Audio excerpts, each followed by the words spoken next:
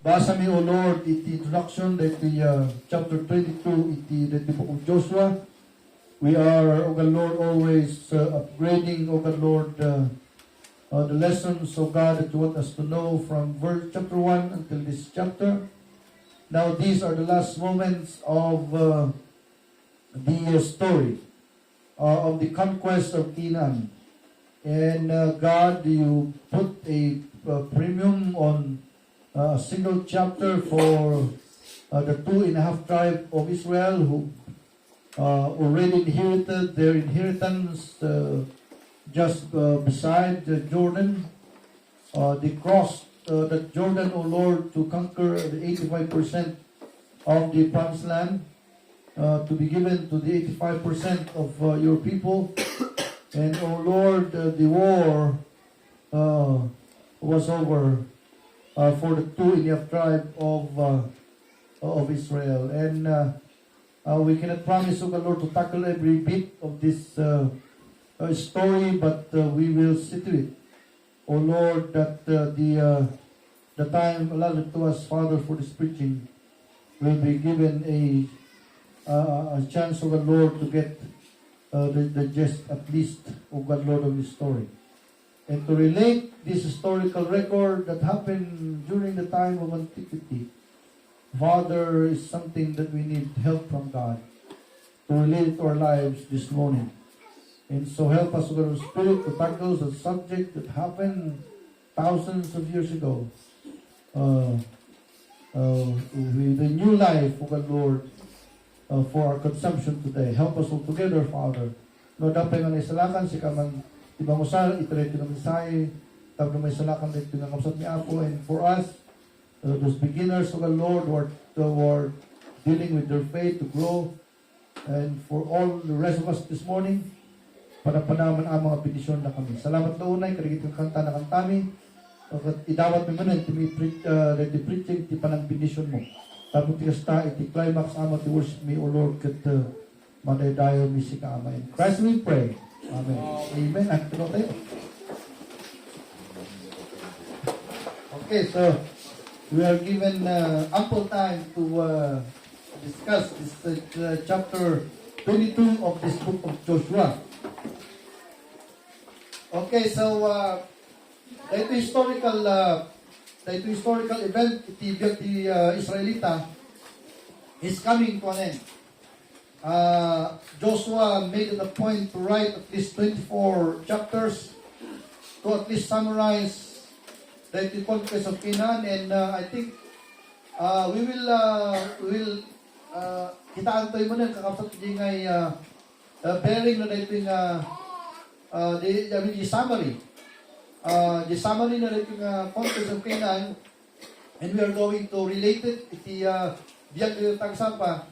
And after that, we are going to continue studying the Joshua chapter number 22. Okay, so if you are going to begin to read the Bible and you approach this historical event of the conquest of Canaan, maybe the best title that you can put to summarize that the book of Joshua is the conquest of Canaan. The conquest of Canaan. So, anya ba dahil the conquest of Canaan na ito ay kakausap? Dahil the conquest of Canaan, kat naisuratan na, iti mga kunangay nga panakasettle, iti Israel, iti biyagda, iti mga kunang promised land. So, anya ba dahil ito tuktukuin tayo na ito eh? Irugi tayo, manipon, iti neman ni Apo Diyos, iti mga kunang Israel, nga anak na, out of maybe, we cannot say, but we can say millions of fathers in the whole world. Dahil makukulang ang millions of fathers during the time that nag-pick up ni Apo Diyos, di may sa kanya na. Nagtinaga na dahil ito'y kat ni Abraham. Kat dahil ito'y na Abraham, isulat ito'y nakabsat, iti ngay paaduan ni Apo Diyos na pagpalinan na nga makukulang ngay nga flag bearer na itintiro malubong. Kaya nga sa order ito, iti kinaalog, ti tao, tulong mo talaga, nagpili iso na ti may maysa nga, iso, para ito nga, may maysa nga, tribo ka na ito dahil ito yung kakapsat nga, iti mang represent, iti Diyos, iti tero malubong. So, by the name of Abraham, dahil may isang nagan nga nitang Abraham, dahil kakapsat tinagapuan, iti tero nga Israel. Alright, so, nag-anak, dahil ito nga Abraham, bababon, iti, di may isang anak na, kat di anak na, nag-anak-anak na, and then, in my monta ni Jacob, na nag-anak ti 12, kat, dahil ito, Jacob ko na ito, 12 anak ng lalaki, dahil tati mo na nga the 12 tribes of Israel. Kat, very, iti journey, iti makukulang ay nga, panagdalyasat, iti Israel from the pagan land. So, at dati, nagilog lugar, nagilog na experience na, these are very important events to consider in the history of Israel. So, they came from a pagan land, and God will bring them towards the place He chose for them to be. And He calls it the promised land. Isureta dyan Israel na ta. Kat nagkano tagi event sa napasamak because it took them at least for 108 years. From Egypt hanga jay a lot of old because sa Balimor, dibiyag ni Abraham, ni Isaac, na tinagiganan na 10 taong. And then, shortcut tayo, ni Jacob mo ito na, ni time ni Jacob, impana, di anak na 70 with this apo, iji Israel. Because during the time, Israel was the most powerful nation on earth, like America today. Katijay, God must breed them there. And so, I look at this and studied carefully. Hanay nga mabalin kakamsat nga ang dagdalyasan dati disyerto nga umaduda. Because for 70 people to become 1 million, they must settle to a certain place nga kaslangay nga chicken na maret nga hatsday jay umaduda. And so God chose Egypt. And so, ladies and gentlemen, mamatyak nga itatagsapak at i-consider naman ni Apo Diyos isalakan ng Egyptians. You know why? Because dagito Egyptians, itinang cater, needs Israel during their what we call the young age. They were 70, and right there in Egypt, nagbalinda nga, they counted already by millions during the time of Joseph in Egypt. And so they nested in Egypt for 400 years, ladies and gentlemen, and by that moment already, they were already 20 million in number. And so, I'm looking, iti may isang panahon mo at kitaan ni Apo Diyos, iti ngay biyag dagiti mo po na ngay Egyptians, because iti dagiti Israel nga in Madu. You know, and so, i-shortcut tayo na pan, ada ni Joseph jay, isuti ng trato kanya da, tibiyag di jay, hindi mo tanan, malunan, kat masapul mo tan nga, rumor di Egypt, because borders na lang di Egypt, they must go to their own homes. And the promised land is waiting for them. It is already right. And it is impossible for them na rumor di Egypt, because they were already encultured in Egypt. The Egyptians got by pictures na nakikita tayo, but they are a little bit black because they nested in the desert, and so they are brown and black. It's impossible for them to stay there for 400 years and in culture, with all the culture of Egypt, the language of Egypt, everything they eat, the food that they eat, the ugali, the giant. And so it is very impossible for them to be separated from Egypt. Iti process mo, ngayon kasan ni Apo kanya, dapat pinagbalin iso na ngayon nga tagabo. Tapos tikas tangay kat no time or reward kat kayat dang agiksit nga pumanaw. So amoy makakapsat ka uray di ngay makukuna slavery ti Hudyo. That was foreplanned by God. Because no adani di Egypt kastada nga Egyptian, malida nga reward. Pilitang pa lang iso na rumor ijay. And so by the wisdom of God, kat inikan ni Apo Diyos Spirit, dagito yung Egyptians nga pagbalinda iso na nga bag-un. Tapos tikas tangay kat they will force to go out there. And so when I studied it, the Israelita, that it was even the pains, even the slavery, even the panakalalait Israel, are well planned by God, so that by the moment God will bring them out from that place to put them to the promised land, they were ready. Kung eksakto mga peso, iso permiti kastada mang trato kanyada kastada ng animal. They are like animals. Iso like taga-sakdo, taga-mula, senyorita at Egyptian during that moment, and mababawat na pa regardless ka rin service ka namin, the our word bayad na niya, mababawat na pa huwag ka manilagin. So, the heart of the Israelites, the Israelites were really very, very angry. They wanted to go out of Egypt. And so, by the moment iwaran niya Apo Isunan, all of them were ready. None of them would like to live there. And not only that, but nagdo mga servants of the Egyptians, nagdo mga lahi, nakitukot na pa kanyada, na rinunguan out of Egypt. And so, I can see the wisdom of God even in the pains and slavery of His people. God's plan prevailed over that moment. And so, rinunguan na Egypt by the 10 plagues na dijay, nagkaroon pa 10 plagues, tapos may makita nga 100% puso na di anak na kaya tang rumar di Egypt. And imagine kakapsat dyan na ikat manungat ang Kristiyano kakapsat di kaya rumar tilubong tatang agsapa. O dahil tilubong ko dahil ikat we are slave actually. Amoy yung kakapsat na aming na tao tilubong ko na slave. Kumana lang among slave na. They are slave with money, they are slave with profession, they are slave with vices, they are slave with everything that the world could pull them, pull them out from God. But these people are not awakened to that situation. Iso ko na tayo namati, timapang kanya, ipagata yung may nga, isunda ka na slave tilubong, masal nga panawa na tilubong, tamamati ni Kristo. And so, when they will do that, they will get out of the world. And not much of the people, mapantay ko isarada pa dyan ruangan, mapantay kasama. Mas handang among dijigat panaka-Irward out of Egypt. And so, it's really very, very hard today. Kapo, just disobedience naman yan.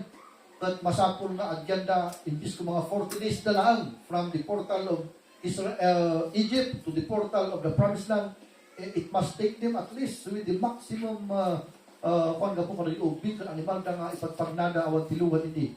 At least 40 days. So 15 to 40 days, mabalin na nga ma-reach the Promised Land. But it took them 40 years.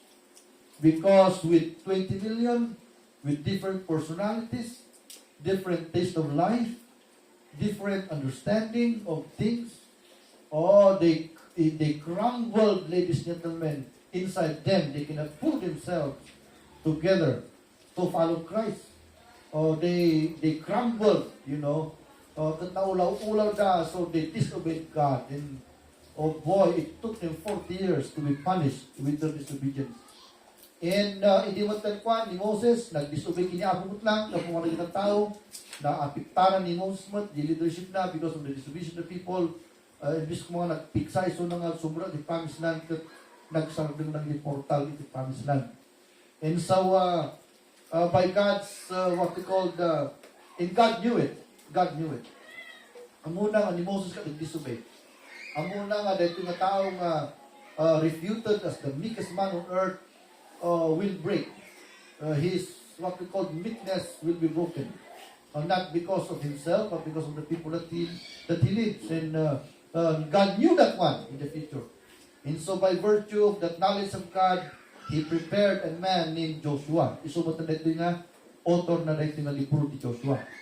And He prepared him. He was with Joseph, with Moses. By the moment Moses led the people of Israel, 40 years plus, leadership, at ada, ikay mo ko lang may abay na. Dahil doon ako na great leader. And for 40 years of Joshua's presence in the side of Moses, he was trained, ladies and gentlemen. He knew exactly what he should do. Isong amuyo, tayo mga Kristiyano, masapong ang dataw kanang ministry. Tapos tigas tangay kat umay di panawan kat sikat ipilyan ni Apo nga at sabi kanya na sikat usaro na. So, and our our absence to the ministry will disqualify us in the sight of God to be used of God. Ito nga biyak ito na talaga. Okay, so just stick to the ministry because during the time when Moses disobeyed God and he needs to be really replaced, because of that great disobedience, Joshua was very ready to be there. Okay, so i-shortcut tayo manan. So sinublat ko ni Joshua the leadership. Tinapasama kita sakpay ngay pasublat na kini Joshua the leadership. Inusar pa ni Apo Diyos ni Moses. Kinangkar ni Moses, di ngay property, iti mo ko ng the giants, ni King Og, sino pa naging giants, kinangkar na nita, before, kakabsat,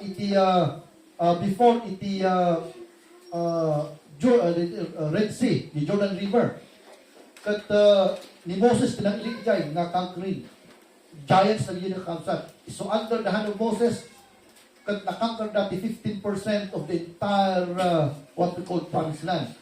Kat dati 15% of the entire promised land inted na kini Reuben. Ni Reuben, yun una. And then ni Gad. Kunan mo ni Gad kat dito yakon. Kunan na kini Moses. And then ni Manasseh kasi basit di lugar na nabati half tribe ta adu di anak ni Joseph adu di una ni Manasseh di may isang anak ni Joseph kat nagaduda. So the half tribe of Manasseh nakasettle down na the 15% na property in iso nga nakatinga actually di Jordan River. So when the Jordan nga tatanga paglalaban Israel bakit to Jordan actually. Nung tata siyempre na disinherit na because of the disobedience. So bagi na diya kat siyempre amin na pamilya na nag-ituin niya after the 15% kakabsat its soldiers na dadayay. So, this is 85%, kat awan pa yung pagpalayda, awan pa yung nakangkor na. So, by God's direction, in order na, nga kuna na ka Reuben, ni God, kung half-time kuna, sige, masapol nga kapag-garot ta, 100% tayo, kung nakangkor tayo, 15% iti promised land, masapol mat, nga di soldiers yung, di army yung, tubugod kanyami. Tapno apang kami kangkoran, di 85%, tapno, maitad ka na gitoy, no 2.5 tribe, at 9.5 tribe, 5 minus ni Levi, handlord na karoon ti property ni Levi. So 8.5 tribe, kat masapot pa niya maposes na diyay property na. Iso nga masapot na tumugot ng soldado, iti 2.5 tribes nga makigubat kanya na. Tapos ti kastangay kat kastangay nga maikwada niya, kastingmulong di 8.5 tribe, iti conquering sa the giants, isumot karamihan di 2.5 tribes na makangkal di 8.5%, 85% di property na. So nagbuwan lagi soldado, iti mo ko na 2.5 tribes. Kat nakimalasyo na, iti mo ko na Jordan River. Okay, so nakidangadan da, kat adatan di chapter 22, I was trying to find out how many years na nag-serve dagiti soldado, iti 2.5 tribes, nga makangkerda iti 85%. In at least, kung na scholars, at least 14 years. Okay, so, dagiti soldado kamusta dagiti da, nga kwa, pinanawan da pamilya da, pinanawan da ti anak da, pinanawan da ti property da, ijay biyag Jordan, nga makisurot, tapos istakat, tumulong da nga mangkangker, di mo ko na nga 85%. At least 14 years. Okay, so after 14 years, at dati ni chapter 22. Okay, so the title tatati minsay tayo, The Finished Assignment. Ayun, nagaluti. You know what? I have a lot of thoughts on this subject, the finished assignment. When I try to study that, I titled this myself. I entitled it The Finished Assignment. Then, as I ponder, ladies and gentlemen, on this subject of this finished assignment, I began to look also at my career as a man of God. And it changes me a lot. My decisions, itinitibiyag ko, it is affected by dito nga mga subject ay preach ko sa tagsapa. Kat i-preach ko kanyayo, dumi yung sa ito the first na question ko kanyayo sa tagsapa, tayo salamat ka ba? Puno ka ba nga namati? Puno ka ba nga na-convert kakabsat? See? Are you truly saved? Well, that's a question. But no one ko na masapong na maawatan that you are enlisted in the army of God unless you are not saved. Kahit nangasawang di jay, ada itimaw ko na nga calling mo, marami na itibiyag mo, manipo din na convert din na namatay ka. Kung iti awag tayo jay kat assignment. So ngayon nga awan dito yung awan ko matakatubong kanyayo, timang ibagang okay sila whatever they will be. Pero mas laka nga yung animal, agribag ka lang mga matulog, matay ka, pumakat ka, lumaki ka, matay ka. If you are saved, ladies and gentlemen, you are a person that is enlisted in the army of God, and God has called you to do something for Him in your life. And so if that is correct, therefore you know that you have an assignment to do in this life. Not just to survive like animals. You have a call to perform until you die. And so you must be looking for that assignment to be finished. Itibiyag mo. Nung naawan ti kasting ang kapanunutang, awan ti kasting ang amom, you do not know anything about this life. You know nothing at all regarding human existence. But if you're a Christian, I want you to know that God has called you to do something for God in this life, as long as you live. And you must do it, ladies and gentlemen, with the victorious finish. Like na ito yung makukunang ito yung 2.5 tribes na soldiers. So, am I directing the point to your heart this morning, ladies and gentlemen? You know what I'm talking about here? That is the reality of life. You need to do something in your life until you die. You need that assignment. You need to finish it. Okay, kante iti panangtakal tikas ta mapantay man as we meditate this morning. Iti na ito yung kulangan nga naayapantay kini Apo Diyos.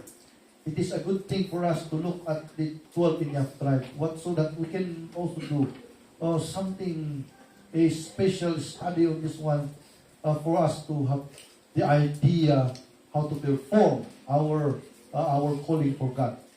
Okay, so under that, let's go. So the question that is raised here is, what are other Israel's history that were highlighted? So, the life of the 20th tribe were highlighted in this chapter. So, kahit nangasawan, it is very necessary for all the Christians in the world to know the story of the 20th tribe of Israel. The tribe of Reuben, the tribe of Gad, and the tribe of Manasseh. Who were they? They were the ones who were commissioned by God to cross the Jordan River with all the soldiers of Israel to finish conquering the whole promised land. And when that assignment is done, at least they have done their calling from God. Okay, so, tinahighlight ko dito yung mga punang so let's go number 1. So, adati, duwat tatang sa padalan tayo, Roman numeral number 1 and Roman numeral number 2. Under Roman numeral number 1, look at this one. The army of the 2.5 tribe of Israel's assignment. So, under this, ang talong kay dito. First of all, number 1 is they received their farewell ceremony. Let's read. Basaan tayo man, iti 1, 2, hingga na 4. Pag na makita tayo yung istoryano nito So, kung na natin verse 1, look at your Bibles, verse 1 to 4, kung na natin. Then Joshua called the Reubenites and the Gadites and the half tribe of Manasseh, and said unto them, Ye have kept all that Moses commanded, that Moses the servant of the Lord commanded you, and have obeyed my voice in all that I commanded you. Ye have not left your brethren these many days unto this day, but have kept the charge of the commandment of the Lord your God. Verse 4, And now the Lord your God hath given rest unto your brethren, as he promised them. Therefore, now return ye, and get you unto your own at your tents, and unto the land of your possession, which Moses, the servant of the Lord, gave you on the other side Jordan. Do you have Bibles? Na kayo, parents, kayo mag Bibles, anak kayo. When we are reading, you're going to read with me in your Bible. Okay, so kunani verse 4, And now the Lord your God hath given rest unto your brethren, as he promised them. Therefore now return ye and get you unto your tents and unto the land of your possession, which Moses the servant of the Lord gave you on the other side Jordan. Alright, so ayan na the first writing na ikagati point to tayo. The first cut, the army of the 2.5 tribe of Israel's, they received their farewell ceremony. So after 40 years, kat nag-retire na, nag-ito service na tinmulong it Israel. So, iti shortcut na ito kat, ang amin na nag-ito 8 tribes, awan pa iti dagada, nakangkardan. Although, hanga 100%. At iti 50%, 60%, 70%, at in body niya, ako lagi tatablo na tatrabaho ng tribe. Ngam, ang amin na ito 8 tribes, kat nakakangkardan itingay kanya-kanyang property nga pagbalayad. Also, church, dungin yun ito masayat, na kayo Christianity charity. Dagito Israel, nung makita tayo, na isettle da, itipagyanan da. Isumay nga iti bawat Kristiyano nga tunay, kakaroon ni charity, no tunay ka na convert, na baptize ka na church niya, masapol mo at settlement mo kuma, na agbiyan para kini Apo Diyos. Because dahita iti nga spiritual lesson na, dahito'y kangkat Israel, hantay lang ang Kristiyano umay simbahan, nagsimsimba lang. And we are not doing anything for God. We are Christians with a highly intelligence, you know what is that? A spiritual life, you know, to live. A very different life than anyone in this planet Earth. Kung iti ngay goal ni Apo, ma-settle ka kuma. Nga ada ti church mo, ada ministry ng Aramidom, ada kong di promise land mo, because I found a promise land already. Not long already after I got converted, nakita ko ti promise land ko. Kahit naso ti jay, di nga, biyag ko nga Aramidom, yung about talaga for God, I already found it. At damat ko mat-settlement yun, anya nga biyag ti biyag yung parang ni Apo Diyos. That is the final analysis of the conquest of Canaan. So na-settle pa ng na di kasali dahil, i-build the houses da, at karoon ng school, at karoon ng temple, worship, and then the anak da, surwan ng positive Bible, at karag, and they go to the church every Sunday. That's the normal life. And for 70 years, if that is our lifespan here, that's what we're going to do. You know, serving the Lord in our lives, with all of that. And becoming a trainer, because one day you'll become a mother, you'll become a father, you will teach your kids to become godly. You see that? And that is your settled life here on earth. And after which, we die, we shall ascend to heaven. Kung agkaroon ka tibiyag na inlangitan, this earth will be burned with burning heat, and God will create again a new earth. Maawag tibay-bay nga mang divide, iti mo ko na human race, at latatan at the Pacific Ocean, at the, yan at po yan, Indian Ocean, at the, hindi may sapa yun nun. Nga nang di-divide yung tao, so nga, at division, so nga, adun ti tao pa yung hanti yung nagkita, amo yung ba din? Dito lang Pilipinas to, bahan mo nga nakita amin na Pilipino, amay rin? Santoy pa yung nakapanyi Davao. Santoy pa yung nakapanyi kay Oriental Mindoro. Amo nagkita ti Korti, ti Rupro pa din kay. You know, ani how much more, mapang ani India, mapang ani Bangladesh, mapang kay yung digdigos ng tao, tawag na nun, Saudi. You know, so, hanti pa yung nakakuan, so, awan titang tayo, amen? Awan titang tayo. We need to work for our food. That's what we're doing. But, oh boy, kita nga aramin tayo kat nagbabang ang class pa nagbiyak. Isumay nga dati mo na mati, tapno adang iti meaning pa nagbiyak tayo. And the meaningful life is a life that you are going to live your family, and you're going to live with two families. Your earthly families and your spiritual families, who is no other than God. Okay, so, dahito ikat nalpas dagat na ikan dati mga kunang may farewell ceremony. Anyan ti farewell ceremony. Dahil ti farewell ceremony, kat dahito term, iti military na ito, nga nung may isang tao, kat adan ti retirement age, kat nung nag-retire ta, ikan naman, ti nga soldado nga nagserbi, iti mga kunang farewell ceremony. Kat usually, iti Pilipinas, kat ti amin yung military ceremony talaga, mangyari iti farewell ceremony, iti military, no, change the leadership. As parigan, DJ Chief PNP kat ag sukat. Aminan nga nakalista nga nag-retire iti nga tawon. Kat ayaban da iti nga ceremony. Kat iso ti sa activity nga ikanati mo na plake. No, anati ti plaking ito na kanya na. And then the pamilya na with all of these friends at Ajay. And then they will have a farewell ceremony. Kat nagiti mo soldado iti tough to inya manasa. Kat na-call out naman. Kat napanda di tero nga sangwanan ng Israel with millions of people watching them. And they stood like, men of valor. And they stood there line by line, hundreds upon hundreds, thousands upon thousands. Kat nanaganan ti sa gagaysa nga naganda. Nga dahito'y gayam kat nagapuyot half time of Manasseh. Dahito'y mat kat nagapuyot tribe ni Ruben. Dahito'y mat kat nagapuyot tribe ni Gad. Kat will give them an honorable what we call the ceremony for them. Okay, so the 81st na napasamak and the 80 last na napasamak. Christians, you listen carefully here. Our Christian life is the only thing that has farewell ceremony someday. Amoy ba kakapsat ko nga dahil Christian life tayo lang na ito iti at karoon tayo iti mo ko na mga rewarding system someday. Di langit. Ito'y lubong na pas sa eskwela, graduation ceremony lang nagitaga. Nung nag-graduate, kahanapin na soon nga baknangtan, no? Manulang mag-apply pa, di professional, alpas na. Can you imagine that teacher ka, nagbalik mga police? We know, nag-graduate ka ti criminology, bigla nga, nagpuspusit ka ti doon, bigla ti napupuro nga balay. Can you imagine that? Kung conformity ko, hanggang mag-succeed na ginagawa pa. And so, graduation is not the, no, that's not graduation. Dito yung gagawin mo talaga, nanatay tayo awanan. Hilas nga mangag mo, kat sangit. Sangit yung anak mo, sangit yung kapsot mo, matay ka.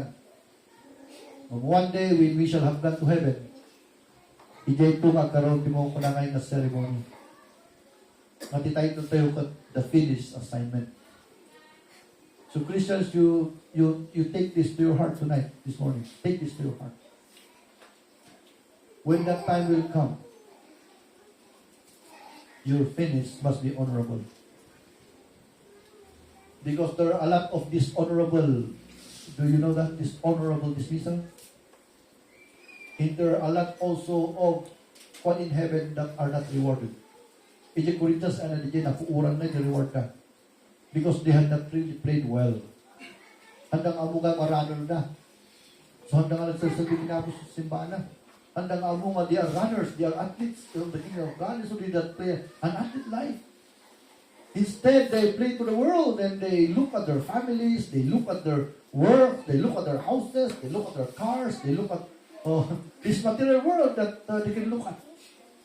And when they will go to heaven, but I want to reward the langit. Tatangag sapa, I would like to tell you this one. There is that what we call rewarding ceremony in heaven soon.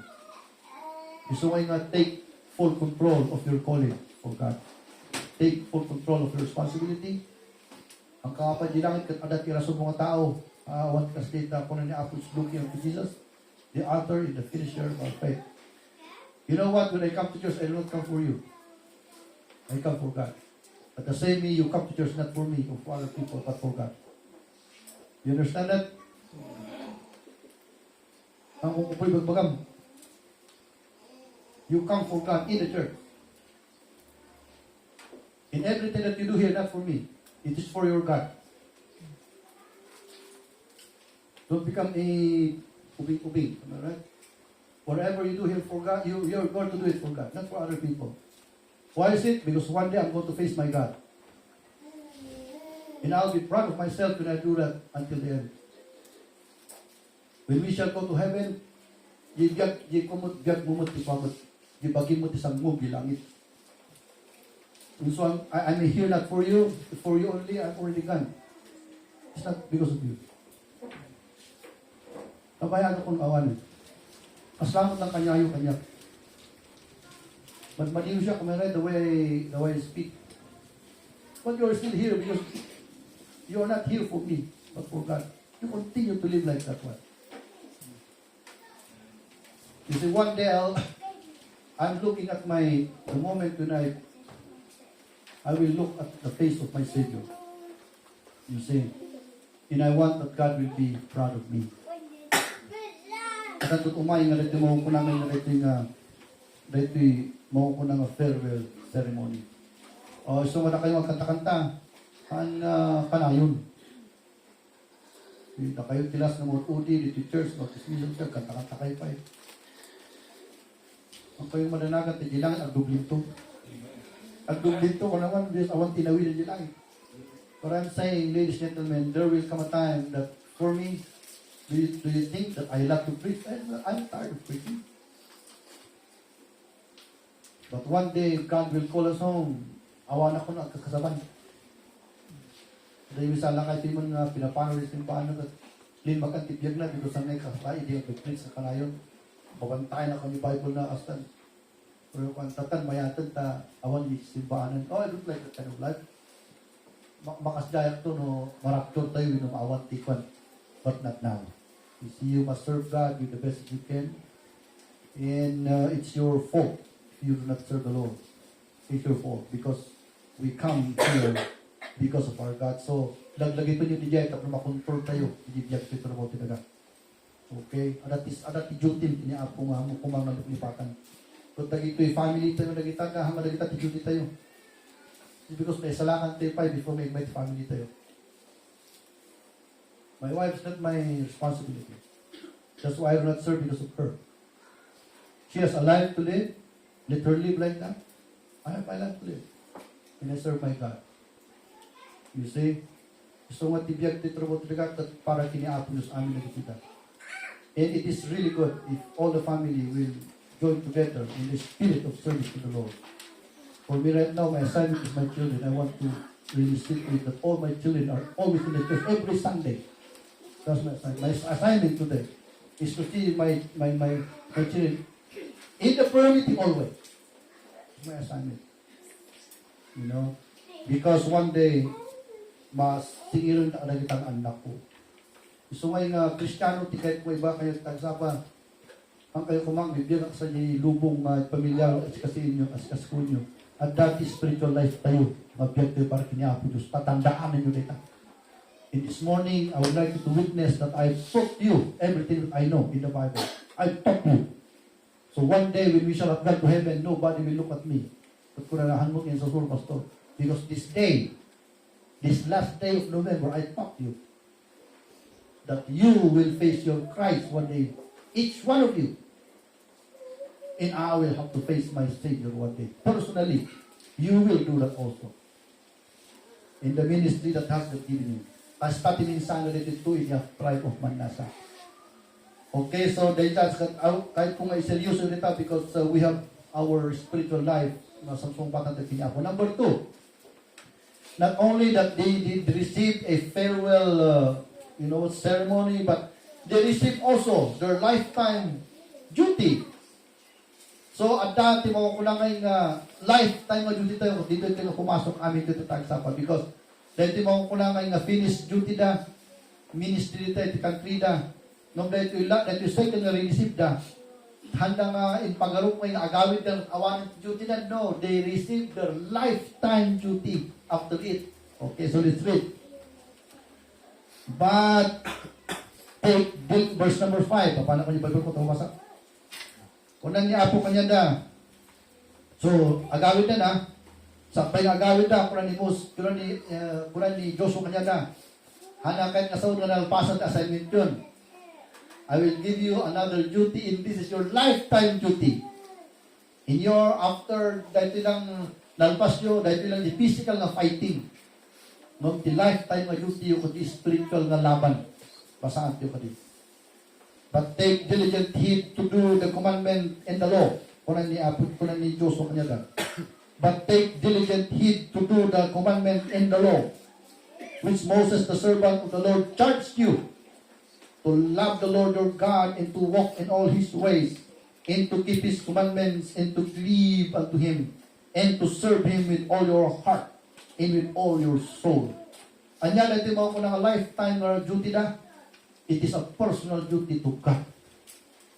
Okay, amo yung ba nga dito mo ko na nga duty na is their personal duty to their own country, into their own family. But our lifetime duty is our lifetime duty to God personally. Don't you know that relationship to God must be something that we must tackle about? You need to take heed of your duty to God, your personal life to God. You need to take care of that. Your worship, you always be here in the church every Sunday because that is your personal duty to God. Your prayer, you need to pray because that is your personal duty to God. Your spiritual life, your ministries, that is your personal duty to God. You must have that, what we call ministry. Kung tayo tumang ko ng lifetime duty tayo. You know what? It hurts me when I say Christian kasi na ngayon na Kristiyano because I want the entanglement na the church. I want na di makulang ngayon na pagbigla ka na. So na kayo mabalbarong Kristiyano ito simbaan. Masapol ngayon na grow kayo mutunan. Amaray, talalakay kayo kung mapakat kayo mutunan. You need to grow mutunan at sarili mo panagbiyak. Tapos numaagtaan kayo kumati sarili na yung full di church nga at ministry nga magpupukin ka. At aramidong ko may ministry. You know, masapol nga da. Nang mabalik ang bibigay ka kaslang unbeliever na kisira sila, no? Kahit wala ka pa yung simbahan, no? Nasali ka trabaho, nagkakapan, no? Oh boy! You have what we call personal duty to God, and that is very personal. And you're going to take care of that one. Because that is your lifetime duty. Okay, so a Christian must be careful to how he lives. He has a God whom he needs to please every day. He needs to please every Sunday. He needs to worship every Sunday. He needs to talk to during Wednesdays. That is our duty to God. You have your own duty to God. That is personal. Okay, so kahit kung makita yung because arat pamilya tayo, kanan niya po Diyos na seek ye first God and I'll take care of your food to the family. Your duty is to seek God first. That's your duty. And when we do that one by faith, iso natin mga i-provide it equal. And you know, one day, I'm praying that these 2 years to come, I will show you how to become rich with the finances. If God will bless my kwan. Because makikita na ito, itatao nga minsan ka, DJ ngay, pagbiyagan ka, concentrate na, why you you cannot even grow your status 1 inch from the Bible. You cannot even put a single, how can you do that? Those things are done by the power of the Lord. We must live by faith. Importante kiti duty tayo kiniapo, dahil tatin unoan tayo. Tati sakpay tayo ng pamilya, ni Apo Duspay, tiin muna nga nakirelasyon tayo. And then, therefore, you need to seek Him first before anything else. And you lead your family to, you know what, to God. Importante that the personal duty na forever na duty ba namatay ka, aramidong pa ka. So, inalala the personal duty ko na. So, una na, to love the Lord thy God. And then verse number 8, kuna na. And he spake unto them, saying, return with much riches. Okay, number 3. So 6 kanji binasa at the time. So Joshua blessed them and sent them away, and they went into their tents. Okay, so DJ, so na-receive na, nalpas na, DJ mo ko na ngayon national duty na, nalpas na, DJ family duty na, at time, DJ mo spiritual duty na kiniapo Diyos. Na-receive na, DJ. Sampai kumanta dito simbahan, at na-receive mo ito may sa kanyayo, na ada spiritual duty mo insuro kanyayo. Alright, so do not live on your own. You live with God while you're here on earth. Because that's our spiritual duty. At number 3, they received their reward. So, amoyo, di binasa natin at handang gayang ngay nga, handang gayang tapno ma-fulfill da, di jay ngay, intulong, di kakabsanta, basaan tayo ka di. At at reward ka dito yung kung I believe ko na ito, di ka nakulan nga rason ng apay nga inayaban ni Apo Isuda because of the reward. Let's read it. Verse 7 to 8. Kuna na. Now to the one half of the tribe of Manasseh, Moses had given possession. Am I reading the right text? To Bashan, and unto the other half thereof gave Joshua among their brethren on this side Jordan westward. And when Joshua sent them away also unto their tents, then he blessed them, and he spake, verse 8, unto them, saying, return with much riches unto your tents, and with very much cattle, with silver, with gold, and with brass, and with iron, and with very much raiment, divide the spoil of your enemies with your brethren. Wow! Tapos din ang pasama, di kakapsat niya. Apon niya Apo Diyos, kakapsat nga nagigingay, kinangkerda, ijay half tribe of Manasseh, awan ti pangalaan dati pagbigan na ijay. Mabalinda ang rugi ng kasano kay Jekwa. Ngayon, i-design mo tagito soldado niya nga nakikubat, amin nga nakangkerda, bingayan dati gold, raiment, silver ka ng amin nga wealth. Iso ka in 14 years kakapsat, they became multi-millionaires na dito yung soldado. Iso ka dinagawid na nabaknang na nangaratiyawid ka. Ay, dito ko nakita nga ay, kas di gamit siya. Iti may isang rason apay nga kuha niya, nga inaramin ni Apo niya. Tapno, nung nalpas ni Kubat, baknang dan na dito soldado. Nga adat pagrugan familiada o ti other side Jordan. So, you know, hindi barbaro kapastorhan na kayo na kuwat ni kwarta. Nung nakita nga, di may isa nga talagang blessing ni Apo iti anak na kwarta. Kala na tinatangag sapa, kas ano na makabuild to tears tayo o kwarta tayo man. Orang naman, kailangan ko ti uban, kailangan ko ti uban ko, nagkaroon ti uban ko, sa 1,000 ko maka, million mo ito na. No, mamamag ka, sikapay ti agbayan, no, nagpapukis ka. Ang gatanan, sikapay agbayan. So we need what we call financial blessing too. And that is what is happening in the church. So, irugit man iyang people. Na kayo yung people, yung gana kayo mabagat. Na kayo yung people ito niya, tipag-asa yun. Ang faithful ni Apo Diyos, pagbalinin na kayo ni Apo Diyos nga professional sa day. Kung ikan na kayo di trabaho, kasi din inas pa na kanyayo. Kung umaylit ang panahon kanyayo, na kayo nga ubin ito yun. Yung muna nga suruan nyo, kundi tithes nyo. Kasi di pa nag-giving nyo, dahil tamot ang tinasta niya Apo Diyos ngayon nga mag-bless kanya tayo. No awan ti giving mo after ka pinaaral ka ni Apo, hindi ka nakatrabaho. Kala ngayon nga di river nga nagsardog, tinanong na at awan ti talapyang nga makamutan. Nung lumakiti rin river nga rita, mas daaw ka, no apay nga dati binigat nga danong magayayos nga mga puwan na ngayon. Tadigay ti mo ko na nga law of nature na ikan ni Apo, agbyag kita tao nga malawasan na. Tama ikan iti danong nga pagsibog di mo nula da, may ikan na pati si Ganda nga no kalapon na. So the course of nature is blessed by the Lord. And that same law is also put to human nature. Isong ano, naka-eskwela ka, daw-dawat ka pala kini Apo Diyos, nagkarakarala ka pa. Nung nakatrabaho ka, that's the time also that you're going to be blessed more than that. But how can you be blessed more than that? You are going to begin to tithe.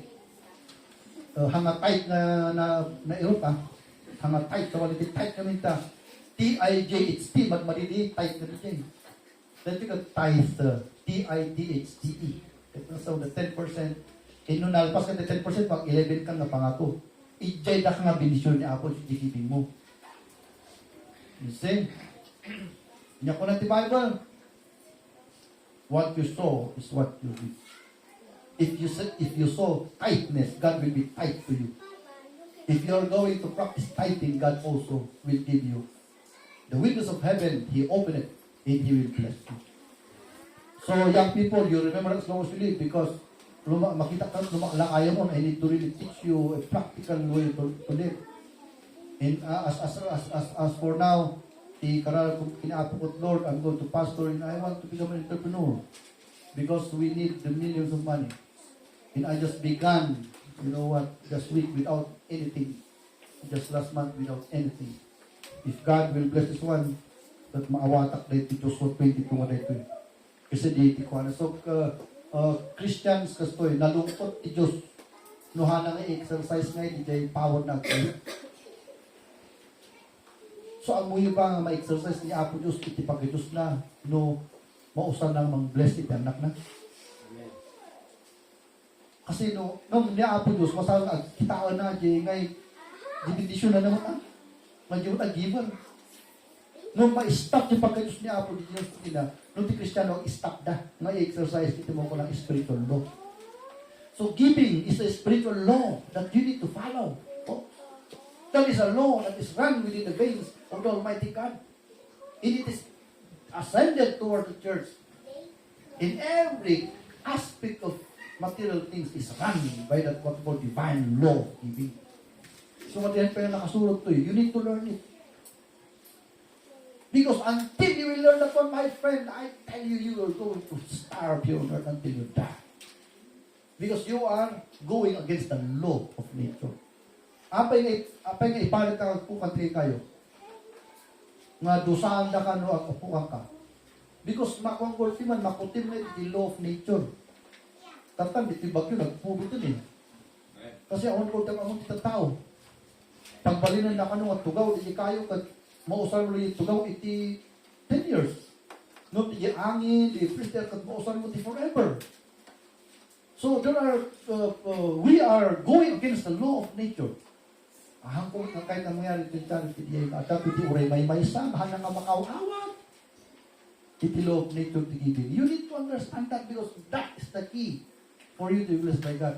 When you stop that, God will establish the reason to bless you. The reason why God is blessing His people is because they are obedient to the law of God. So you'll put God in a corner where He will bless you by obeying His laws. But if you want God to stop that, you will stop His law. Paslamat ng ito ko naman karay na ialis tayo, maawan titilapyak sa harapan. Because that is already put there, iiawan tayo pa. So laws came before we come. You understand that? Lintag pa itin muna sa atin ito na itao. Kung sila awan lintag mo, awan ti Diyos, awan ti na Diyos ang lintag mo. So why do you call yourself a Christian if you have no, what we call the divine law? You must have a divine law. Kita niyo ko ito, unbeliever, kung nakanyayo, dati may isang kapsat kumara di Mindanao. Kung kay, pakano na amin yung NPA, di madimot-dimot, at di gobyerno ko rin. Awan mabalit, di balay na lang tipang pakwa, pakano na amin. Ala, istorya, di ka na, panukot. Kunan lang kanu di patong, agitlugan. Isunan lang kanu di balay, di nga, di barapar sa deporta, di pas-pas. Unbeliever di, Why is it? Because he is living according to the law of nature. That is generosity. Hindi pinukuran amin TNP, di balbalay, isunod lang tinabati. Isunod lang mabalay, kandi gilingan na. So amin ang giling ijay na amin. Unbeliever niya, but they feed every people that will come there. That is generosity. And they are the richest in that place. Katagyaman lang, because by the grace of God, tinagawin ito bagyo, kinasaban yung mano ko, binagtays na kayo. Tinagawin kat na kayo. So, isalakan na kayo. So, unbeliever niya, ni Chongsan ko na kanya, don't you know that Chongsan is a good payer of tax? And he is the richest in Baguio City. Unbeliever niya. Nung naging mga business na magkukurapay, residuang ka ba? Kung kuna nilagay, kurakot hindi. Masako na, tax ka. Because that is the law in business. It's recorded. In the Church of God, it's also in the same way. At talo di tayo san tayo ma, talo di tayo san tayo. Your time, you need to tithe your time. Kahit nga sa jay, bagay tin ng mahal daw, bagay niya Apo Yusuf Timaysa. Amen po na? May not agree rin jay. Jay, time mo. Jay, time ti Diyos, Sunday. Hamo ka bagay di. Hamo kung mausarin nga apa ni jay, kung kumpurmi. Yapak ka di church. Number 2, nga tayo sang talent mo. Masapo nga di Diyos ni Apo Diyos, jay, talent mo ko di usarin. Responsible kay jay. Number 3, di kapasitan, di korta tayo. Very simple lang din. And as we do that one, God will also bless us with generosity. Okay, so makita ito, inyati proof tayo dyan, magpaka tayo. The reward. Inalpas ni 14 years, amin na ginto, silver, iawit yun, kung ano Diyos ko kanya dahil. So kaya agawin naman ako, they were having millions, multi-millions of money. But at Israel, ako, bilimak-liman. Ano dyan pinaptas ko dito, at iswildo na at 150,000. Katulong nun diya. At narigat na maalam din ang swildo dyan Amerika. But in Israel, 200,000 swildo na katulong lang diya. That's how wealthy they are. At kung rin pa diya ni ko, ada pa diya kaya mo inaalam na ito, kung ano tinakam rin, ang deliver mo rin. Igin malilot, wara-wara nito, insagsagat mo lang. Kung sinagada, talungan na alam at kapag ko isubli. Hindi lang pinabati diamonds na nga po yung Israel. Israel is very wealthy. Very wealthy na kitang tao. And ladies and gentlemen, it's because the Lord's blessing is upon them.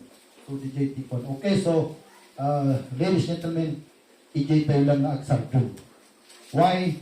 Because we have no time to go anymore. Okay, so sapay ka dito, naawatan tayo dito, hindi tayo tumakter tayo ng aay, sige tumakter tayo amin. Pray tayo. Dating karalagan tayo ta, because I also tell the Lord that I'm going to pray after this preaching for myself, for my calling. I'll pray for myself. And so I would like to give you the opportunity to pray to yourself, okay? Ang dapat i-calling mong ito ni Apagin ka, masapol na yung panunutong, isend nyo ng tanga remedium, sakbay nga umay rapture, because when you will not do that, my friend, awan to, iti makukunang yung farewell ceremony kanya kagilangin to.